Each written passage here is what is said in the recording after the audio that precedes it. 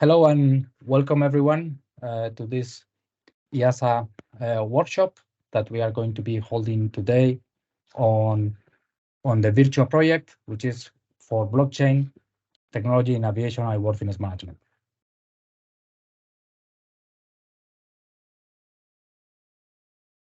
So we'll start, hopefully you can see me here.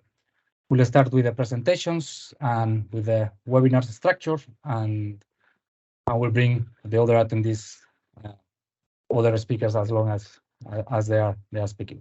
So my name is Iñigo Arzuaga, and I work for FPT Software. I'm the technical lead for this project.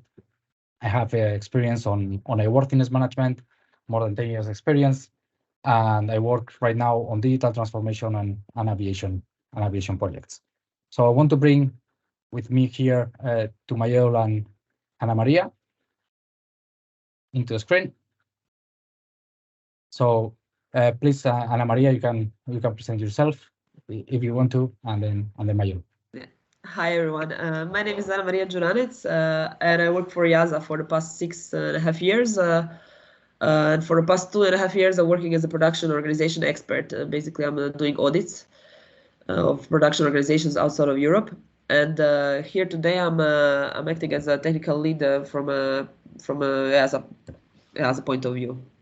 So I'm going to just have a quick introduction in the beginning, and then I'm going to let the experts run the show. Thank you. Hi everybody, on my side, I'm Mayel Dupuy. I'm a consultant at PwC France, and I've been working mostly in the past years in implementation of blockchain for supply chain traceability certification to bring trust in ecosystems in various industries. And I've been working on this project with EASA since January. And for this workshop, we have among our attendants, we have some airworthiness management and maintenance specialists, aviation executive, some regulatory and compliance officers, lessors, and aviation blockchain developers.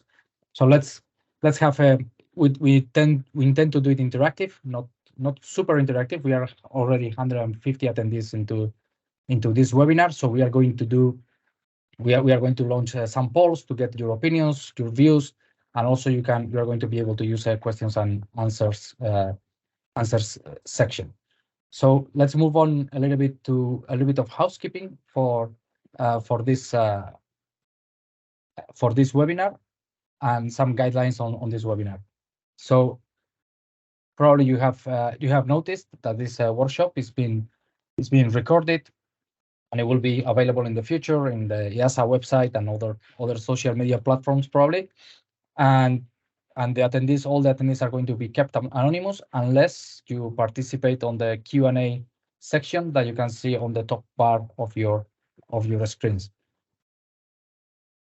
We don't want to be the Q&A anonymous for one reason. The reason is that if we want to do a follow-up on some comment or some interesting point, we would like to know who that person is, that then we can check with them further down the line.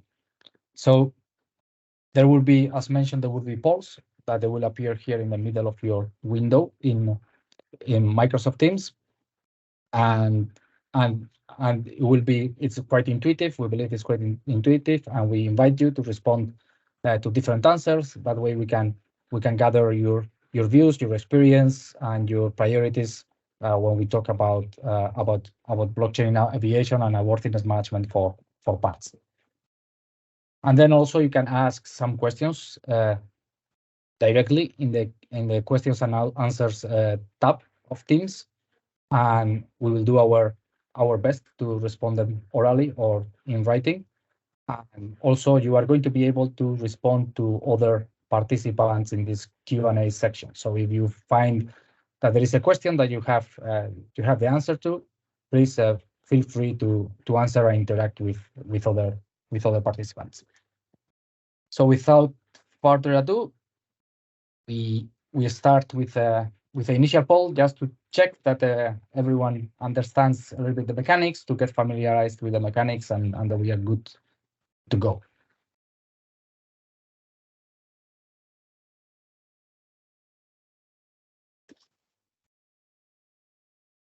So I'm going to share the poll. Basically, is you understand it? Yes or no? It's like thumbs up, thumbs down, easy to answer poll. So I will give like 15 seconds, 10 seconds to everyone to answer and to get some responses. Okay, looks like most of the people who is answering is getting it right. That's good. So let's go with another introductory poll that will introduce us to yourselves, a little bit on your roles, what do you do, and to kind of guess why you are in this in this webinar. So we are asking basically, what is your role? What is your role in aviation?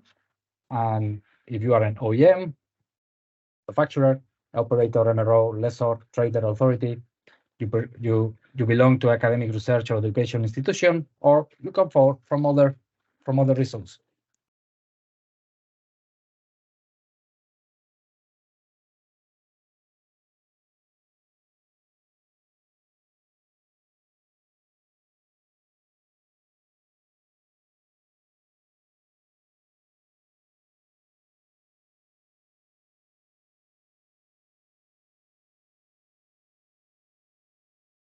Okay, so here we see that we get 128 responses, and we have authorities, we have operators, some OEMs and MROs, and some that they are here for other reasons.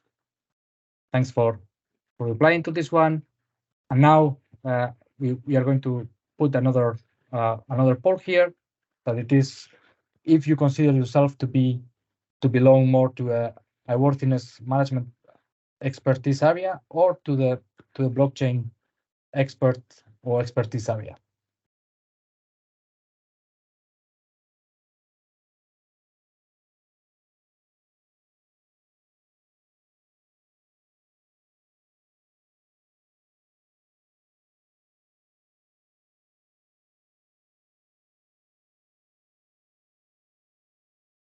Well, we have right now the whole majority of people that they are for airworthiness management.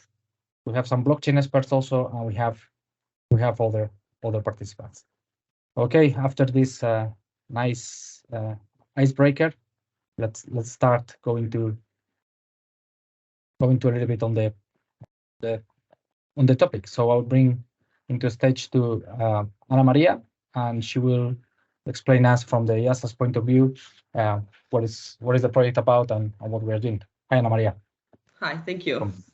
Hi, so I'm going to be giving just this quick introduction for the ones who were not there when we were introducing ourselves. Once again, I'm Ana Maria Juranec, and I work for EASA as a production organization expert.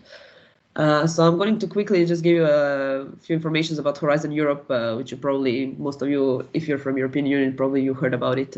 It's one of the European Union key program for research and innovation, and this program tackles climate change and also helps to achieve the UN Sustainable Development Goals. But one of the main benefits of this program is that it facilitates research and collaboration, and strengthens the impact of this research and innovation in developing and supporting and implementing the EU policies and regulations as well, such as in EASA, for example, and other areas as well. But mainly today we'll talk about aviation. So as a part of a Horizon Europe project, basically that's a project that EASA is working on, that EASA proposed 3 different topics related to aviation. So they are here, you can see them here in the table, basically in 3 different areas.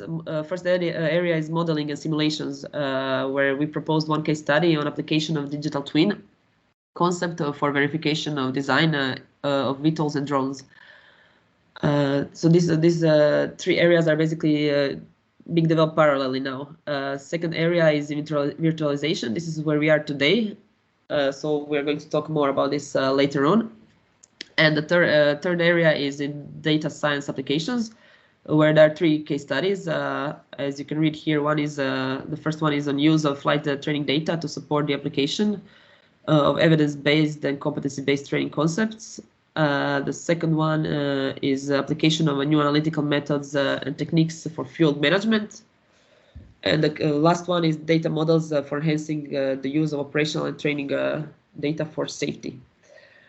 So basically, yeah, today we're going to talk more about the second one, but in general, these three case studies are expected, these three areas and these three lots are expected to lead to identification of key actions to be taken by safety regulators. Mostly here, we're talking about EASA and European Union national aviation authorities regulators, and also by service and solution providers.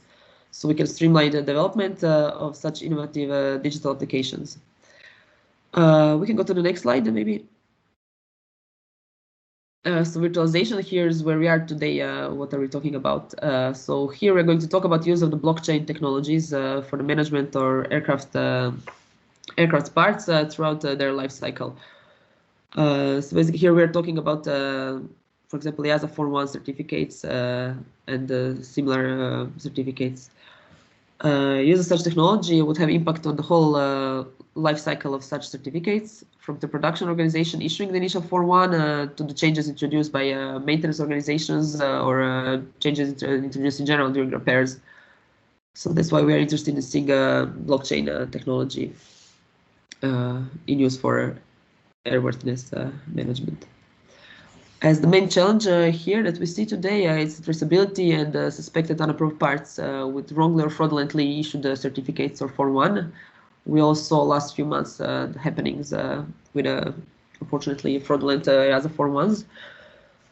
So these are real issues that we are facing quite often, and since there are many factors, many actors involved, it is hard to detect if the certificate is genuine or even to revoke it and take it back when there are some problems. And sometimes it can take some time before such cases are spotted and reported to all the parties concerned, including customers and authorities, us, because we need to know about these kind of cases. Because everything is so far paper-based, mostly paper-based, and some like now digitally based, but we don't have traceability, and we need that. So what do we expect from this project?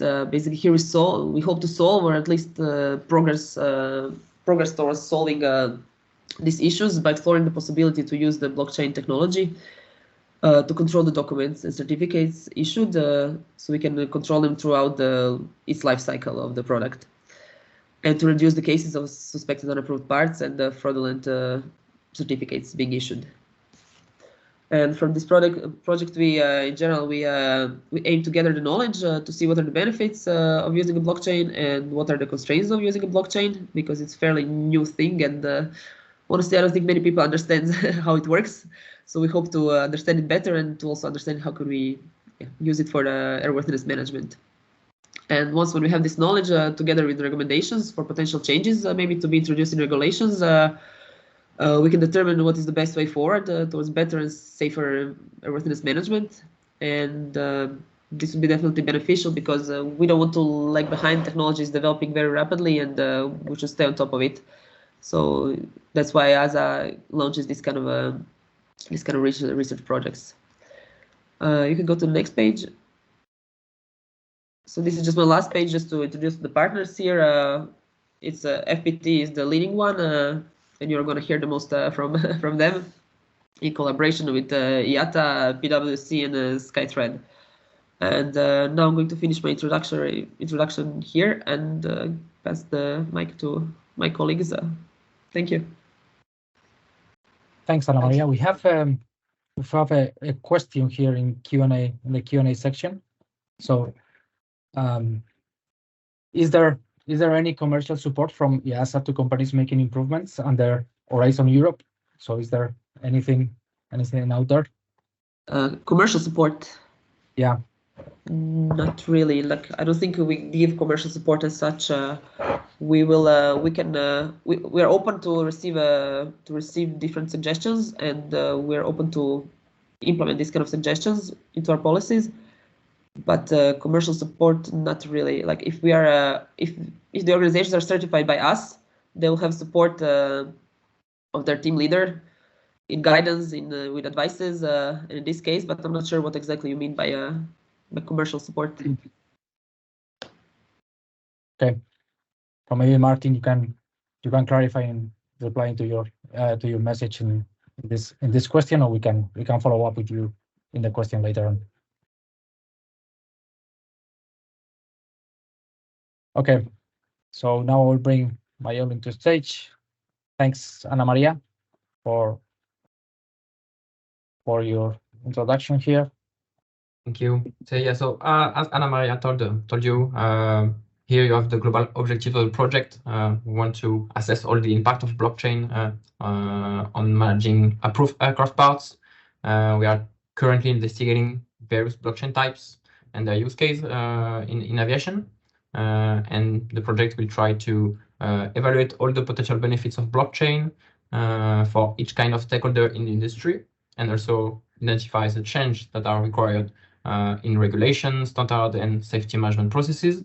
So our goal in the project is to present a global comprehensive view of this technological innovation and consider the broader implication for safety, efficiency, and regulatory compliance. Yeah, thank you.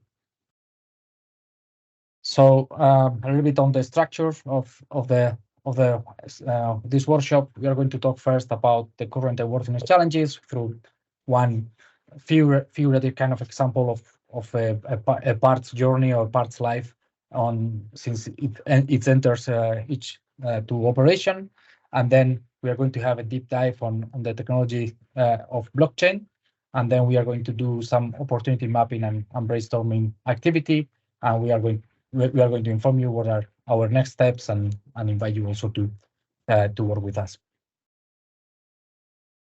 So currently on the project, we are in this information gathering stage. If you look on the left of the slide, you understand that we are at the middle of the project, currently finishing interviews with different industry stakeholders and making this first webinar.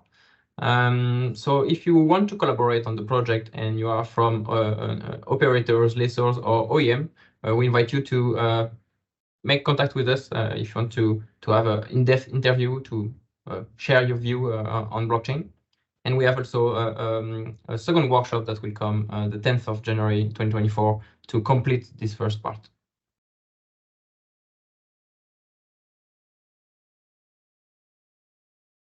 Thanks, Maya. So let's start with the current challenges on airworthiness and what a technological solution, or what a solution, even not technological, but probably technological, we could bring for airworthiness.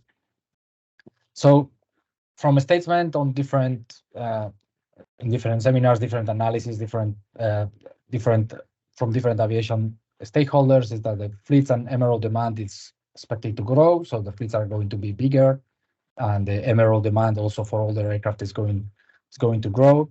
And there are also some constraints into the main market right now, that supply chain and staff shortage issues, that they are persistent. It's harder and harder to find well prepared staff to do the jobs that they are required, and also the supply chain is not as quick and as good as it is used to be, and it's harder and harder to find a good part and to put it back into circulation in one aircraft.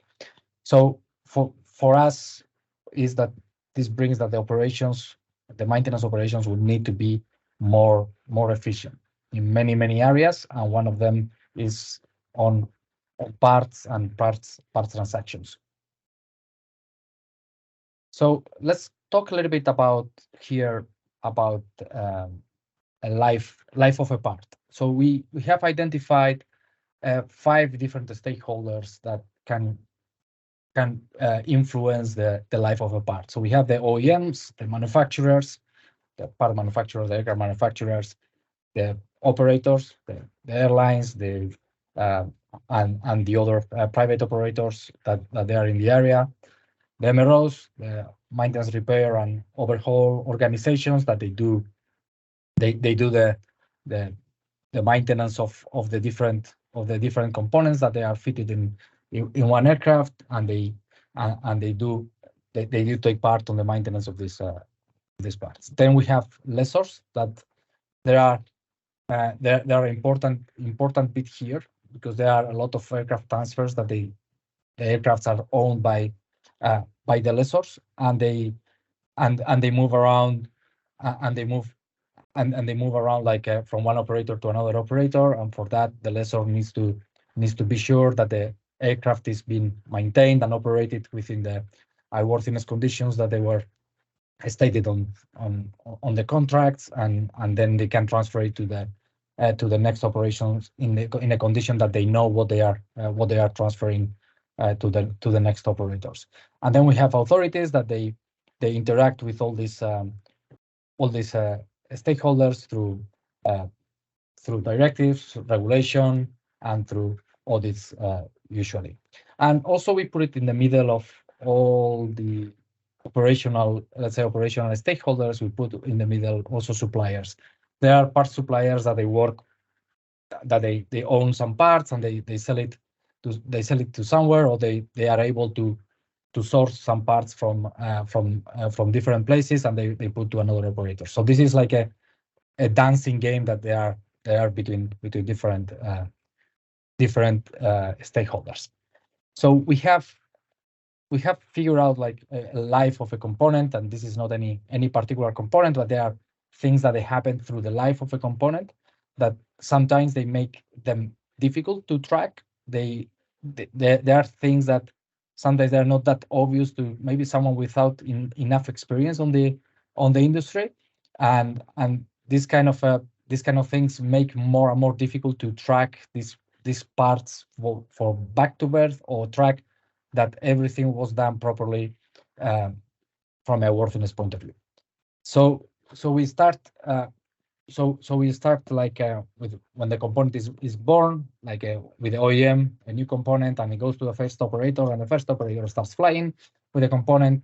It's everything is good, but all of a sudden they receive the alert, the predictive maintenance alert, let's say, and they go and they send this part for repair. So the MRO takes the part, and yeah, the fault is confirmed, and it goes back to the first operator. So while the operator is flying this part, then a worthiness directive comes that it's affecting this part, and it's mandating to embody a service bulletin, a modification to this part. Okay, so this part goes back to an MRO, and they say, okay, please, MRO guys, can you embody service bulletin to this part? So in this embodiment, there is a part number change for that part, and then the operator decides, okay, we don't want to use this part, we want to use some other part, so let's sell it the part, and they sell it to a pool operator, which is a common concept in aviation, that there are a lot of parts that they can be used by many different airlines. So someone is owning the parts, and they are like leasing the parts to the airlines to be used. So in this pool situation, then there is an issue with when they go to other operators, that someone was not able to note the part number change of the part that got the SB embodied. So it goes to the second operator, and the second operator has a fault here, and it goes to the repair station, and this fault, basically the repair station wasn't able to verify if the SB was embodied or not, because this was a no fault found situation. So they inspected the part, they tested the part, and say, oh, this part is working as intended, within limits, it's okay. So let's put back into operation. So then it goes to operator number 3, that it is flying this part, and they have an audit from their authorities. And in this audit, this particular part was picked up, and they say, oh, we don't know if the SB is embodied or not, and this part should have SB embodied. So maybe the operator has some documentation from the part that it is saying that it is embodied or not, but they need to take back probably to the repair station and to recertify that part, and at a high cost to be sure that that part has a good record and it has the SB embodied. So basically, it costs like a lot of money, a lot of time, a lot of investigation, a lot of verification before you do that. So then the aircraft goes on end of lease with the lessor, and here also we have some other challenges that sometimes they happen, that you need to be able to demonstrate that you have embodied the SB when you said that it was embodied. So there might be some work from the operator number 3 to go to operator number 2 to ask them, hey, you operate this part, do you have any SB embodied? Maybe they don't have it, so or they contact to the MRO, to the original MRO, and they found finally that the SB was embodied. So this takes a lot of manual work and a lot of time to trace back to what is the situation or the working situation of this part. And then it flies with the operator number 4, and they decide to scrap. And I think this kind of a story is like a convoluted line, but there are a lot of cases that this kind of things happen, and sometimes there are issues that they happen not because incompetence. It's very difficult to control all the different variables. So when we have been doing interviews for our project, we have talked to different stakeholders, and these are more or less the main airworthiness challenges that they have noted. One is lack of trust among stakeholders. The stakeholders have different interests. That their economical interests are different, and they don't trust each other what they are saying about something. For example, a part provider can say, oh, I will sell you this part, blah blah blah, and all the documentation is correct. If you don't know very well that part provider, you would start suspecting a little bit, and you would do your investigations to see that it is that's correct. Also, limited traceability. So the regulation for rotable parts says, okay, you need to have the latest for one. You don't need to go back to birth. So sometimes there are questions like the SB question that they make you go a little bit back on time on that part to know what happened to that part. Also, there are a lot of manual tasks. There are tasks and processes that are very manual, and they are very reliant on the experience of the people that it is doing that job. So sometimes it's very difficult to break down the silos, the data silos that they are in a company, and to take all the data that probably is sitting within one person or one sub-department, and to see what's really the situation there, or what are the decision making points there. So why they do the one decision and why they do the other one. Another one is approved versus fake parts. So we talked about that, and Maria introduced that a little bit. That it's been on the news. So it's an issue. So how you can verify that something is fake? It's not fake. All you have is like a component that looks okay from the exterior, and you have a paper that is telling you that, yeah, this is I certify that this is okay. Then also there is another one that it is a documentation storage conditions. We heard cases that the documentation can get damaged by weather, because sometimes the fold ones are attached just next to the part in a plastic sleeve, and they are left outside. There can be issues with the warehouse, that they are not well organized. And some papers get lost. So there are these conditions that they are affecting to the parts. And also the other one, for example, authenticity of certificates. So you can have fake parts, but also you can have parts that they are okay, but the certificates are not authentic. So that's because someone took a shortcut at some point, and they are not authentic. Then some data sharing limitations. So when you share data with your authorities, or when you share the data with other stakeholders, sometimes the data sharing happens like in Excel file that you send, or some scanned documents, and you send those scanned documents in ad hoc.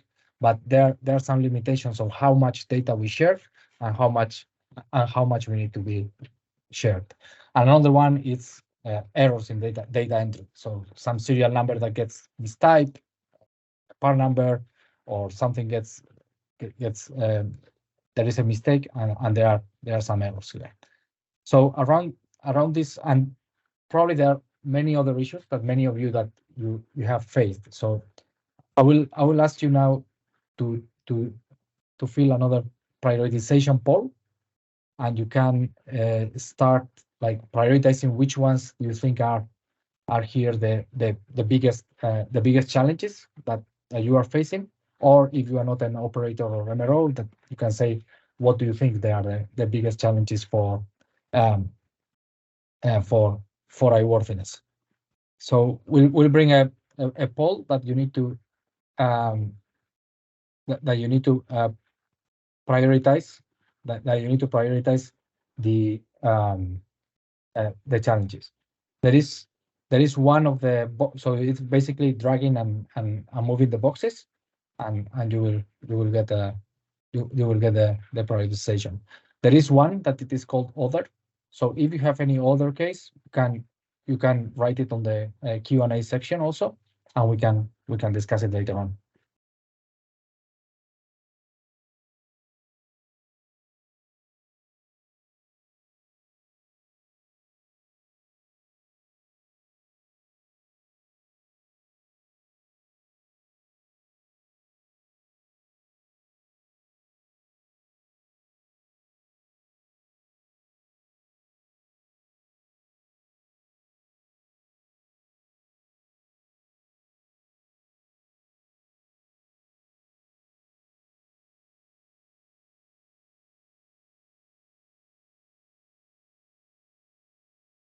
So from the responses that we are getting here, we have quite well distributed challenges that, yeah, there are. We are receiving. I'm not sure if you are able to see this live. I hope you are. So we are receiving responses, and they are moving quite a lot. So there are a lot of there are a lot of changes here.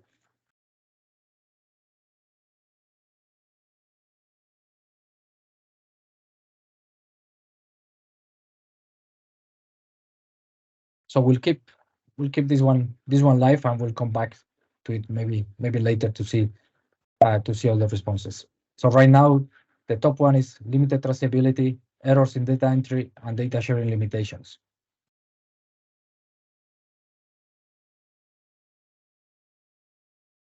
So this was the poll for the challenges. And the other one is like, okay, we know a little bit what are the challenges, and now we want to talk about what are the requirements for aviation. Before talking about the requirements, it's like aviation is a world that we have a very delicate dance between airworthiness regulations in one place and the other one between commercial relations. So we have stakeholders that they are regulated, some others they are not that regulated, and on that kind of environment, you need to do a profitable business, and a business that it's taking passengers, and it's taking all the aviation stakeholders safely from point A to point B. So we have in the regulated stakeholders, we have the operators, MROs, OEMs, and authorities. And the operators, they do care a lot about compliance, parts tracking, record keeping, and data sharing. MROs, they do care about compliance, part status, and data sharing, so they don't care that much about tracking the history of a part. The OEMs, they do care about certification, compliance, and also sharing data back and forth with operators and MROs. And the authorities, they look for the compliance, they do the oversight, and they raise a airworthiness directive. And also, in this case, I added facilitation, because a project like this is like authorities trying to facilitate the business and trying to make it fair and easier to all the different stakeholders to work on it. And also we have some others that they have commercial relations. We have lessors and we have brokers and suppliers. So from the requirements from the stakeholders, we have traceability, that to be able to trace the parts, as we already mentioned, that's very important to be able to trace the part. Also, we have interoperability. Interoperability is to be able to operate with different stakeholders independently on what company they are or what kind of a stakeholder they are or what kind of solution they choose. If someone goes to blockchain A solution or blockchain B solution, they should be able to talk between them and to do business between them, because there exists this interoperability. Another one that we learned from the interviews is scalability. Some of the stakeholders that they were talking about blockchain and had some experience on blockchain implementations, they said that this was a problem if it is not designed okay, and also it is a problem for databases. Datasets also is the same problem. So sometimes you design a database that will hold X amount of records, and all of a sudden you start having millions and millions and millions of rows, and that's not designed to be scalable. Or you start very small operations and you start running them using Excel or any other tool that you say, okay, it's enough for the operation that I've got, but once that starts growing, this is not sustainable. Also, there was mentioned security, that added layer of security and knowing that no one will tamper, or you are going to be able to detect someone who tampers into that kind of a network. It's important. The other one is trust, that you need to trust that whatever is happening in the system is the truth. And also there was another mention to real time, that you shouldn't be waiting for weeks or months to receive a response or a list of what is the current status. Everyone should be able to kind of check what is the current status in real time. So we have another nice poll here on this topic, and it's on requirements. So there are you have these 6 requirements. I want you to grade them. That a solution to the presented challenges, what should deliver for aviation. So how important is for aviation each of these 6 requirements.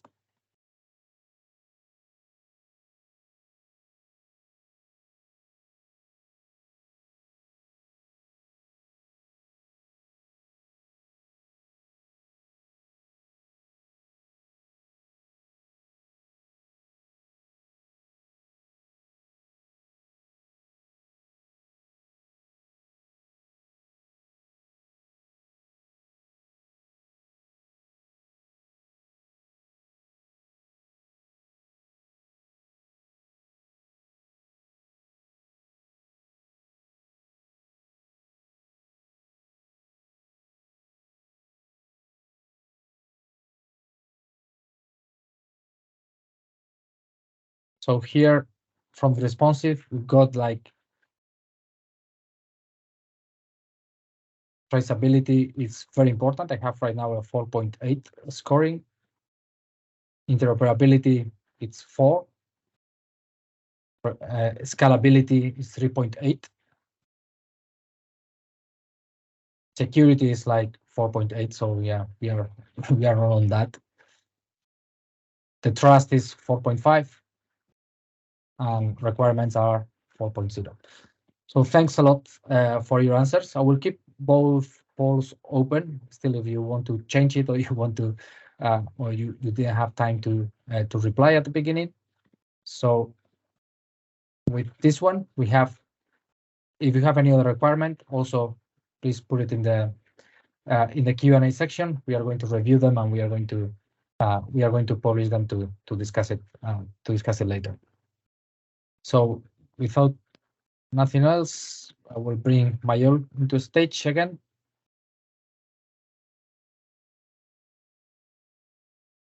Yeah, so I see that there is already a lot of questions about blockchain in the chat. Okay, so we will answer them. I hope you are able to answer to all of them. Yeah, okay? yeah. But I enjoyed the fact that there is also a blockchain expert in the chat, so they are answering already to participants. Okay. So that's nice. Good. Okay, so I'm delighted to present this deep dive on blockchain today. It will be adaptive, and this is why I want to make this first poll that will be launched in a few seconds, just to get to know you better. I'd be curious to know your level of knowledge on blockchain, so I can adapt my presentation. So you should be able to answer a quick poll there.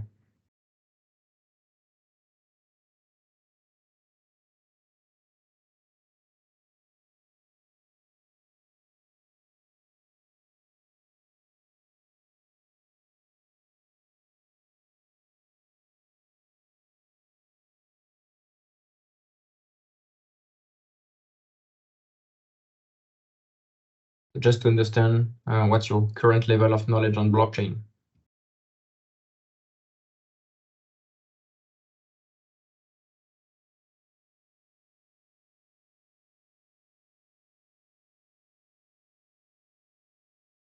Okay, interesting. So half of the participants consider themselves novice on blockchain, so it's perfect. So let's continue on this deep dive. So to get back to the basics, blockchain is fundamentally just a system for managing data, specialized into storing and transmitting data across a network where each participant directly shares and receives information with others without the specific need for a central server or a unique intermediary. So this is the most basic level of what is blockchain, just a digital ledger of transactions. So let's see now how blockchain differs from traditional data management systems. This difference might be can be explained quite simply through just a few key concepts. But I must warn you first that each of these blockchain concepts represent a fundamental aspect of the technology's potential. But however, it's important to recognize that they are not rigidly fixed in all implementations.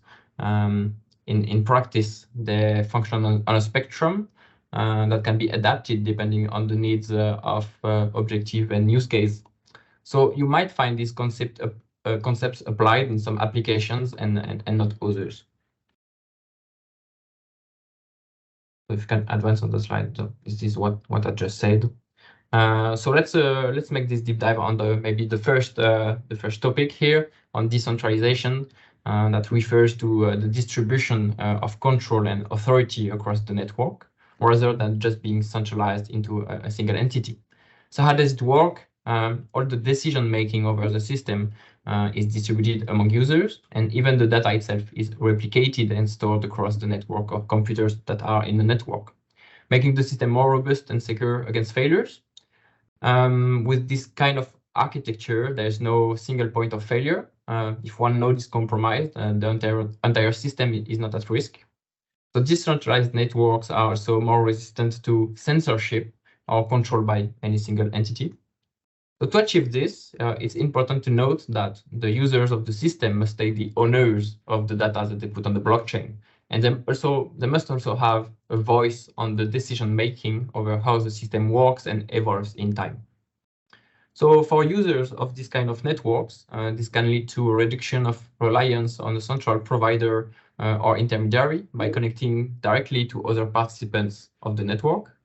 And this can also lead to more data transparency for all participants. The capacity to verify data from multiple sources and having this one source of truth that will be this decentralized and distributed network. So this is the first concept that differs from centralized typical databases. And we can turn now our focus on the cryptographic foundations of blockchain. At its core, it's about safeguarding data, the art and science of encoding information to ensure that only authorized parties can access it. So how does it work in the blockchain context? Blockchain utilize sophisticated cryptographic algorithm. You can think of these as complex mathematical formulas, and they include hash functions, asymmetric keys, digital signatures, and their job is to encrypt the data and verify its authenticity. So to make it simple, hashing is a process that transforms any input data, regardless of its size or format. It might be a certificate, document, information about a sender, a receiver, etc. Transform that data into a fixed size string of characters. And this is creating a unique digital fingerprint for data. So this fingerprint is unique, and even the slightest change in the original data alters the fingerprint drastically. So it's what we call the hash of the data, and every piece of data that we put on the blockchain gets its unique hash. And they verify that the data hasn't been tampered with. If someone tries to alter this data, the hash, this digital fingerprint, will change immediately, signaling this alteration to all users on the blockchain. So this is a powerful tool for maintaining data integrity, as any alteration of the data becomes immediately evident to all users on the network. So let's dive on the next main difference between blockchain and traditional system. With this hash, how do we make this data immutable in time? Once you record data, it gets this unchangeable hash, and each new data gets in its digital fingerprint the hash of the previous data. So you put the hash of the current data plus the hash of the previous entry, linking everything in the chain, which means if you try to modify a data on the blockchain, it will break the link it has with the rest of the data on the blockchain. So in aviation, this is incredibly important. It ensures that records like flight data or maintenance logs remain accurate and untouched over time. It builds trust as everyone from airlines to regulatory bodies can rely on the authenticity of this information, being sure that it hasn't been altered in time. The next concept is about the transparent audit trail on blockchain and its significance in aviation. The ledger that is created for every transaction is open for all the network or just a part of the participants to see and verify. And it's like an open book where each entry is added in order, making it straightforward to track and audit.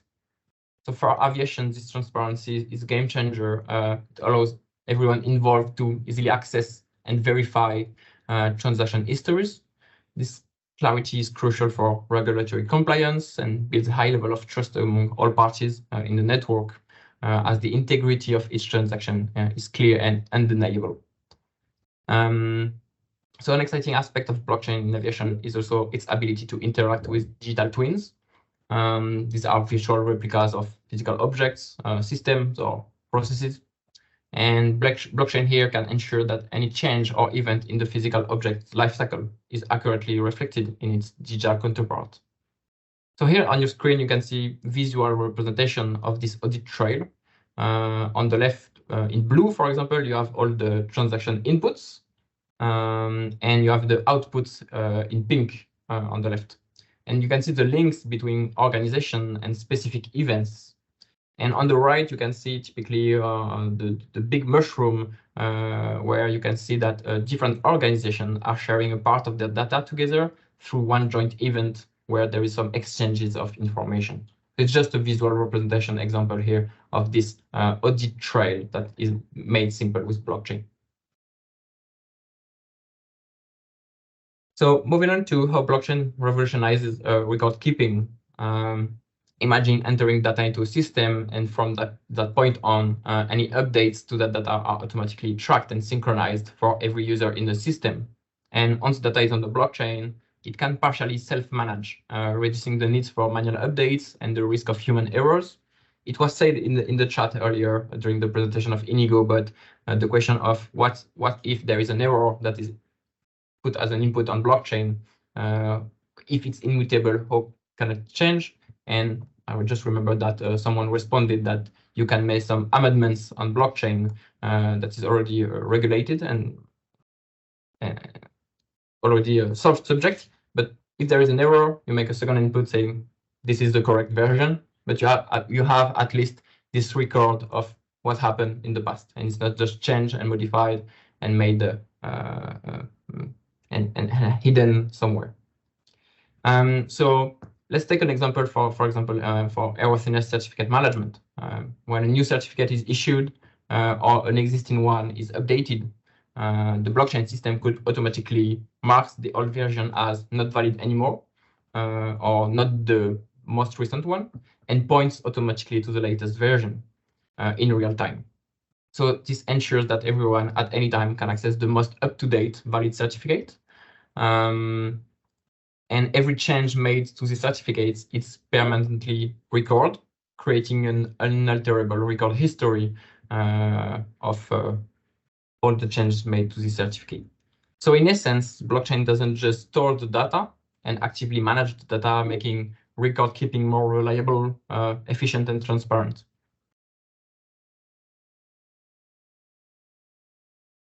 The next concept is consensus mechanism. It might be a bit complex to understand, but as this is a topic that we don't find in every blockchain solution actively shared with customers, but it's central in the task of ensuring data accuracy and validity in the system.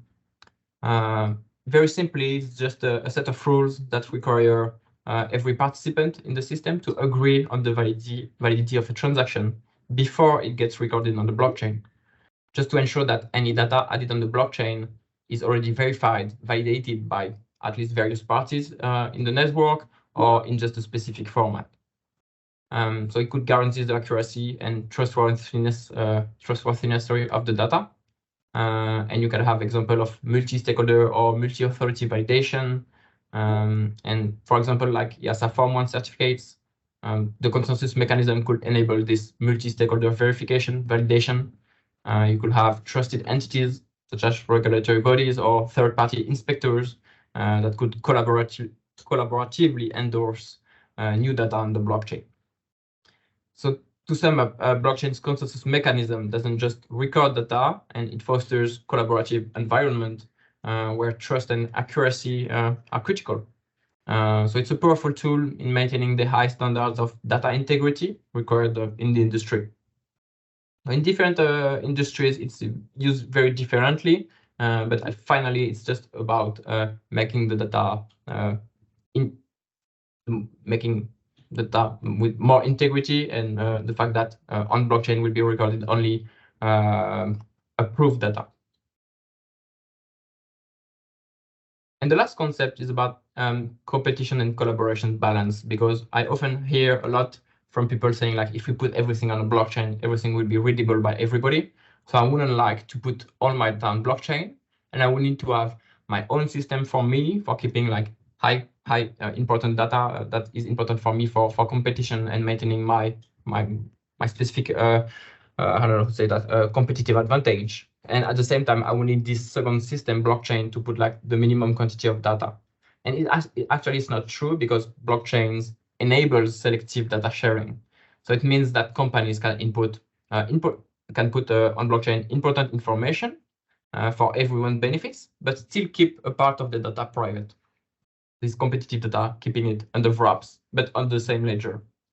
So it creates an environment where companies work together, sharing what's necessary for mutual gain, but without giving away their own trade secrets. So in short, this balance of sharing and protecting data on blockchain is key, and this is why blockchain is also adopted by companies today, because it's allowing us to improve as an industry while each company maintains its edge on the market. And here on the illustrations, you can see organizations gathering a lot of data around them, but only sharing one between each other for a specific event that might happen in the life of the aircraft or a life of a part.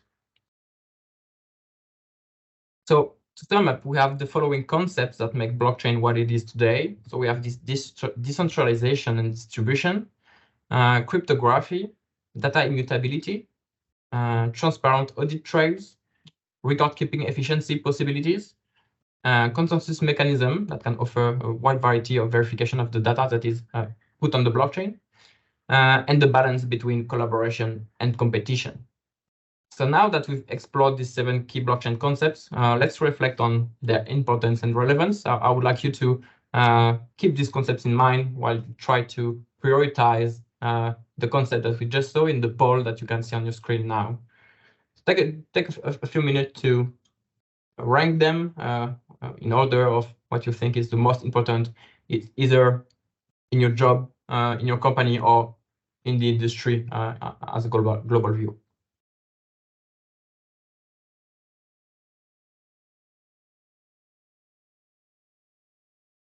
So here there's a lot of question about which chain are we talking about. I'm not talking about a specific chain. I'm talking about how blockchain globally can differ from traditional databases and to understand what could be the possibilities. And obviously, depending of the chain, depending of the blockchain developer you might choose or work with, each of these concepts can evolve, and being on a spectrum, like you can have more decentralization, or you can have more security, or you can have different types of verification of the data that is put on the blockchain. So I'm not speaking about a specific chain in particular.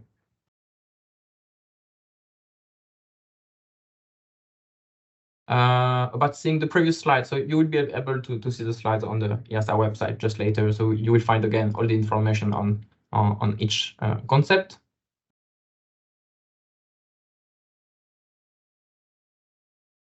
So is there an accreditation system that ensures security for the for the service providers? So yes, for blockchain and for other type of software, you have obviously like ISO 27001 that's working, but also for blockchain, you have more cryptography accreditations that are specifically here for blockchain. I'll be able to answer to you just at the end of the webinar on this, providing all the different accreditation you can look at for service providers. So how you can be sure hashing function will never be broke? You speak here of supercomputer, so maybe for quantum computing. So the day quantum computing will come and we'll be able to break regular hashing, it will be at the same day we'll be able to create hashing functions working with quantum computers. So the day we bring this next level of computer, we will have access to this next level of security and cryptography possibilities. So this is not seen as a threat now for blockchain.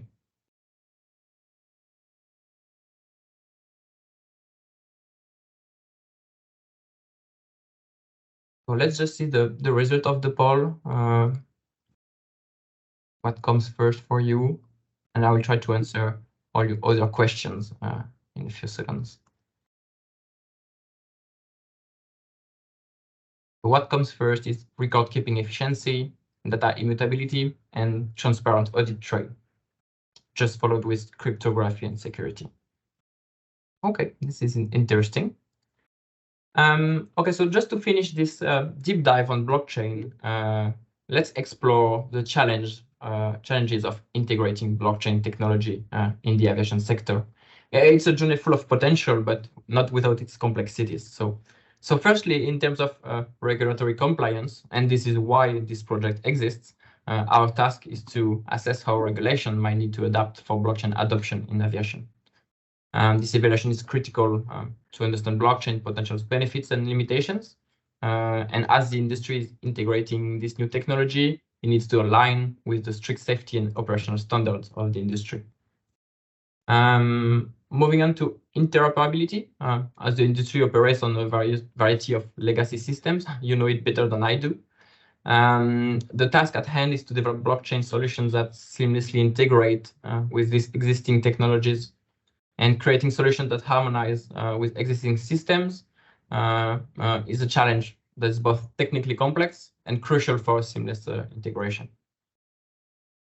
Scalability is another critical aspect. The industry generates vast amount of data, and blockchain solutions must handle this efficiently.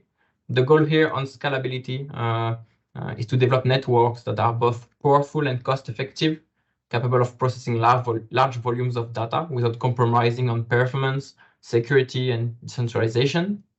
And this topic came up several times during interviews we had with stakeholders on the project, and was also linked to another challenge, which is calculating the cost of implementing blockchain on a large operation scale. Adopting blockchains involves forecasting the future cost of a blockchain system. So either like this now cost of infrastructure, system integration, training, but also the potential development of the volume of transaction in the next years. And we've seen in other industries a lot of struggle to calculating these costs and balancing these cost forecasts with the potential benefits, and can be sometimes very tricky and especially critical for smaller entities and organizations in aviation. Next challenge is about achieving consensus among stakeholders for standardization in adoption. Collaboration and mutual understanding are key here, and an effective blockchain implementation requires this sometimes complex unified approach among diverse stakeholders to find the right way to input data on the blockchain and find a common ground of work. And lastly, public perception and understanding of what blockchain is can be a challenge itself. So educating stakeholders about the practical, the non-financial application of blockchain is essential. So we must address misconceptions, highlight the benefits, and building trust and understanding among users in aviation and in the broader community in the industry. So now I will try to answer all the questions that you have there. I see a lot of questions in the chat. I see that a lot of people try to answer directly to questions. So this is nice. Thank you for helping. So how do you position yourself in the relation to Vitalik's trilemma? So this trilemma is about the fact that you have to choose between either the scalability of the solution, either the security of the solution, either the decentralization and the distribution of the network. So this is like a triangle, and you have to either choose or go in one direction. And if you do like more decentralization, you will be less secure. Or if you do more scalability, you have to you will be maybe less secure. So this is the concept of blockchain and how we can implement blockchain. I don't have myself an opinion on this, or the EASA don't have one. Different solutions come on the market, and they also have a different position on this. But as the blockchain developments improve and as the technology becomes more mature, I think that this concept is losing a bit, because we are able to do and to be in the middle of this triangle being, and depending on the use case, sometimes you might yourself choose to be more decentralized or more secure or less scalable, depending on the use case you have. So the technologies become more mature on this and try to find a common ground of working. And at the same time, for specific use case, you might yourself choose one way or another.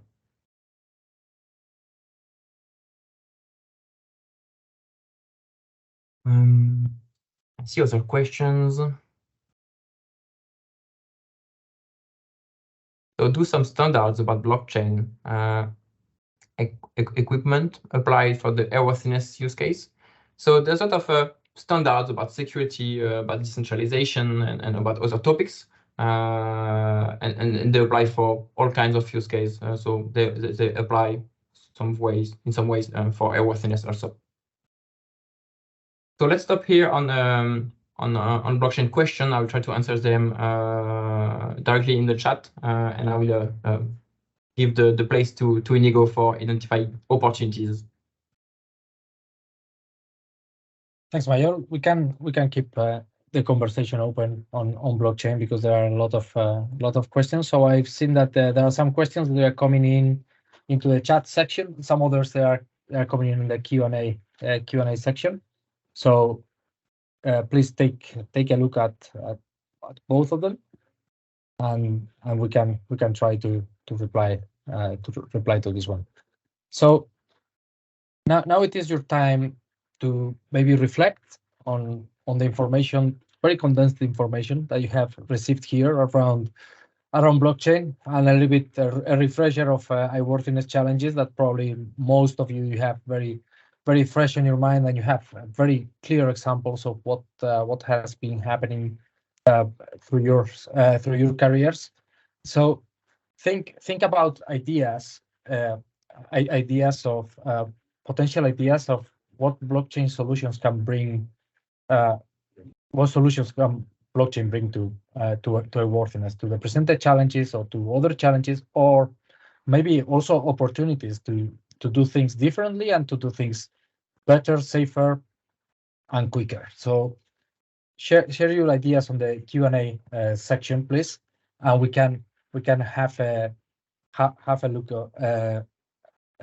look at them. So maybe before sharing the idea, put a hashtag idea at the beginning would be I think a good, and then we can filter out way better, and we can bring them into the panel here. And yeah, after that, we are going to be able to share the ideas and to discuss them a little bit, and hopefully to get some good feedback for our project.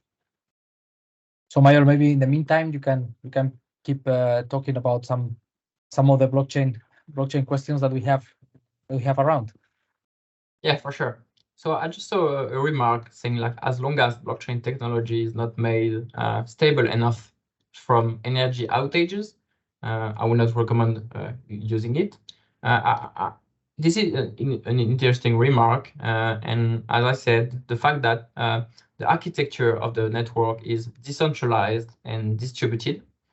If there is one energy outage somewhere for a part of the network, the rest of the network is able to continue the service. And for a lot of service providers on data providers, and if you have for other industries, there is examples of applications that run on the blockchain.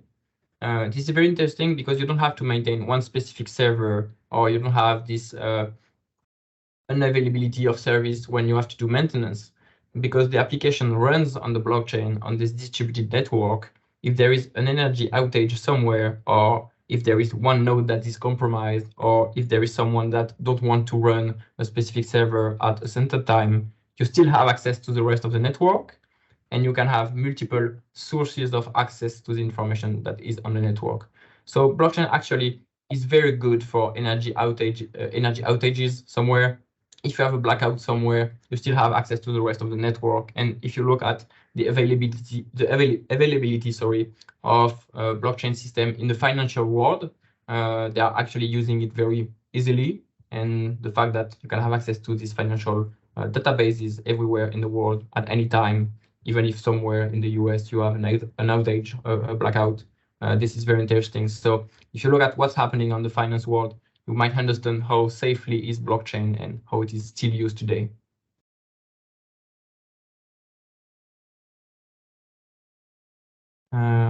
Let's see other questions. So how to keep the interest of different stakeholders in balance? And this is an interesting question. It's very hard, and depending on the use case, you have to spend a lot of time thinking about each of the interest of each stakeholder that they could have on the blockchain. Some of them might only input information. Others will only like to view some information. Others will do the both of them. Some of them want just a view of the network without any written rights. So this is depending of the use case, and you have to spend some time understanding what each kind of stakeholder will do on the network and find a way to keep them interested into made some inputs on the blockchain.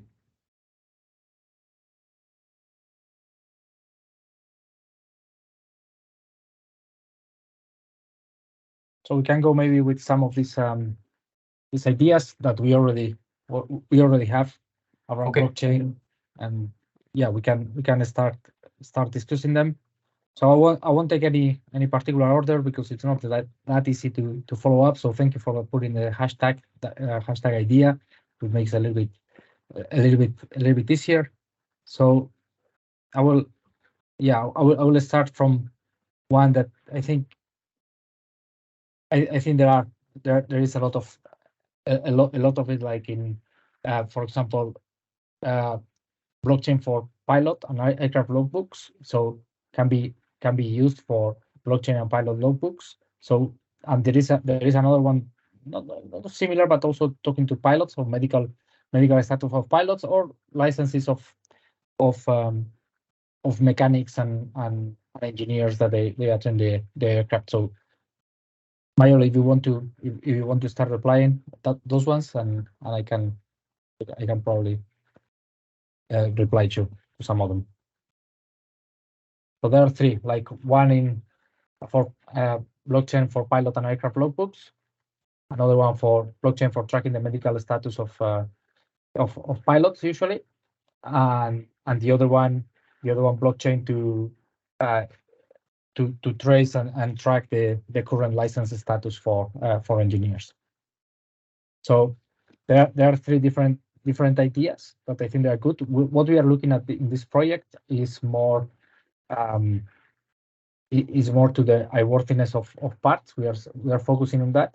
We've seen that there are other use cases in the industry that they might get attention, and also it will justify for the business cases that they need to be done before implementing blockchain. It will justify using for other purposes. I think again with the licenses there was a case in one of the interviews that we did that there was some particular mechanic engineer that he was tampering his licenses and his type ratings. So these kind of things can be also dealt with blockchain because it's a network that will build trust.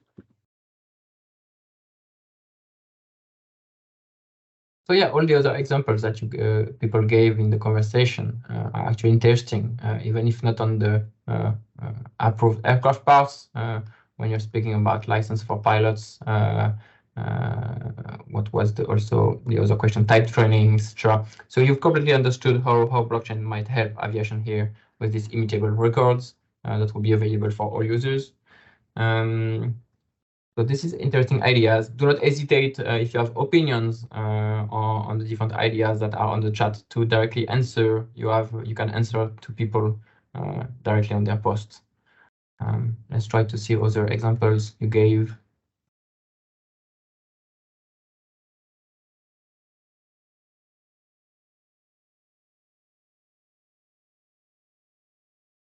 So what we see, people are asking like, this must be tabled for use by FAA also.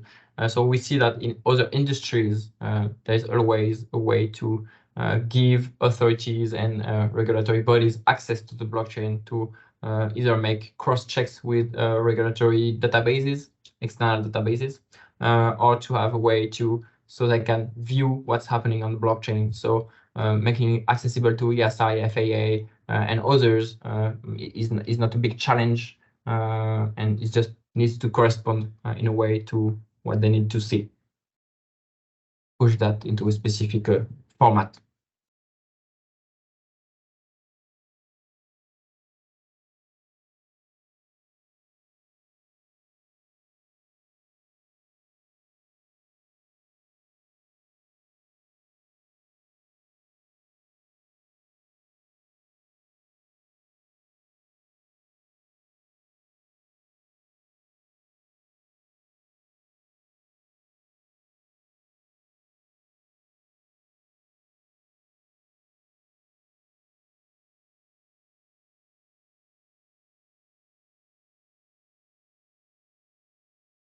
I don't know if you want to. Maybe I think it's very difficult to distill right now all the ideas and all the suggestions. So what I would say is we share those ideas within the slide pack that we are going to share. So we are going to collect all the polls answers, and we are going to share the ideas that are around in the with the slide pack that when we share it, and yeah, and we can analyze them, and we can take a look at them. I don't know if you have anything else to add, or we move to next steps here.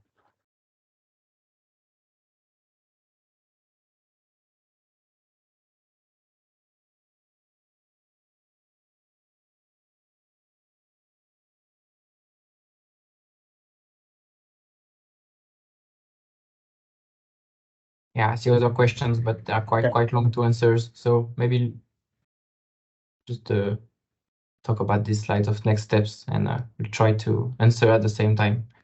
Okay. Okay. So basically, what we are looking at is to collaboration from stakeholders on interviews, on maybe some particular questions that we might have for them, to complete our view of what is the current status of airworthiness. So especially if you are one of these three stakeholders, operators, lessors, or OEMs, we would be very thankful to hear your voice, because I think yet we haven't got the critical volume of opinions that we would like to have. We understand that sometimes it's not very easy to go on an interview, and there are organizational restrictions, but we can also get your opinion some other ways if it is necessary through a form or something. Or this workshop also is great for getting these opinions. So, and then the other steps is that we are going to organize another workshop that it will move more into developing a solution and strategies for integrating blockchain in airworthiness management. So we'll have some blockchain experts, and we are planning to have a breakout sessions through or breakout rooms through the event, so we can bring different stakeholders to talk actually live to each other. So if you are interested in attending to this one, please flash this QR code that it is here, or go to the link below that you will receive with them. That you will receive with the presentation pack in the future.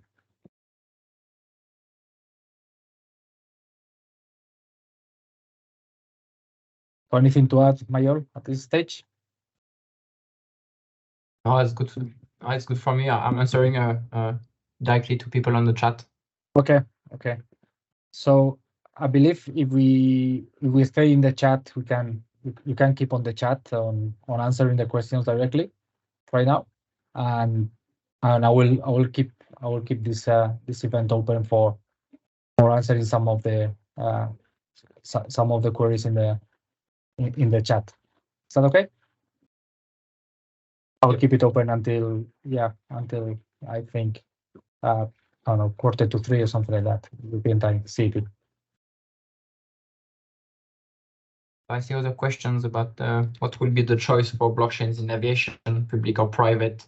Actually, you can see the different examples of industry that have tried public, private, and consortium blockchains. What is maybe the most important topic is that the organization that puts data on the blockchain must keep and must stay the owners of their data. So even if you go on a private blockchain or into a consortium blockchain, maybe the most important topic is that you stay owner of the data. So if later you want to change your blockchain, if you want to change your database, you are still the owner of the data. And if you want to keep some of the data on the blockchain private for you and not share it with other stakeholders, you need to stay like the owner of the data. So this is one important topic. But in all industries and even in aviation, you can see that there is no specific choice, and each blockchain developer can produce a blockchain that is based on public or private blockchains.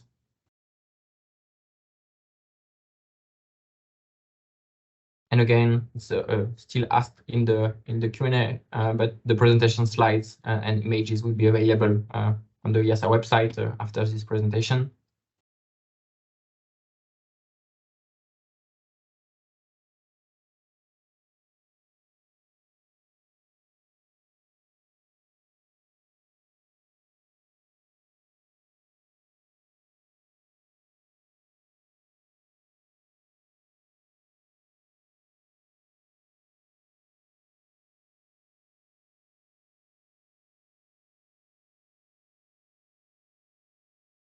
Also, there were some questions of other authorities, so probably EASA can answer to those questions, but I think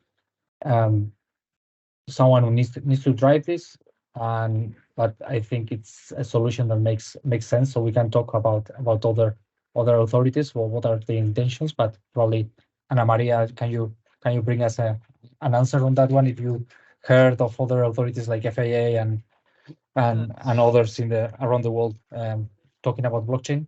Okay, can you hear me now? Yes. Yeah, so far I'm not aware, personally, I'm not aware of other authorities working in this direction. I don't know if other people from EASA here, if they're aware of such things. So for this question, I can't really give answer.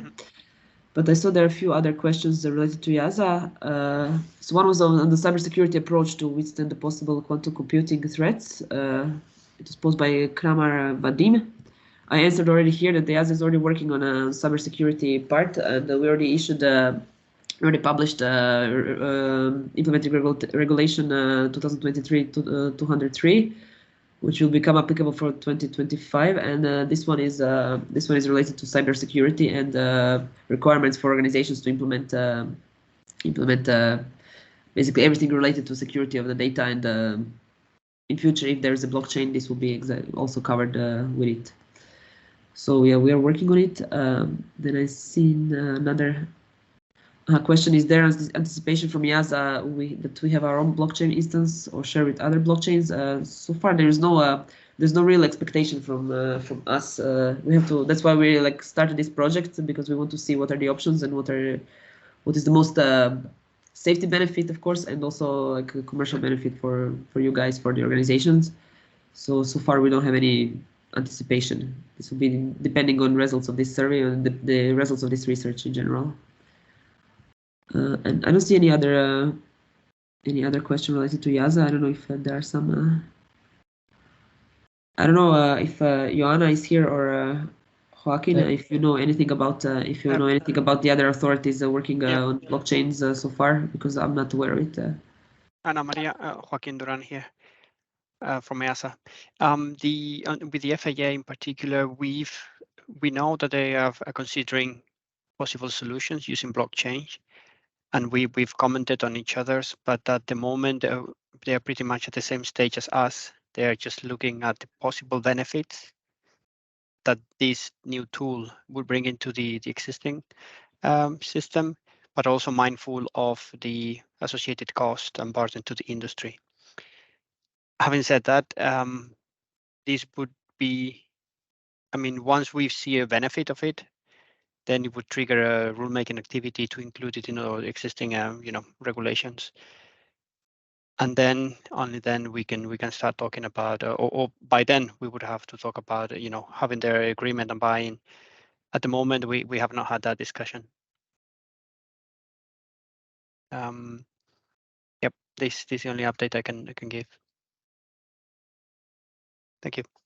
Thanks, Joaquin.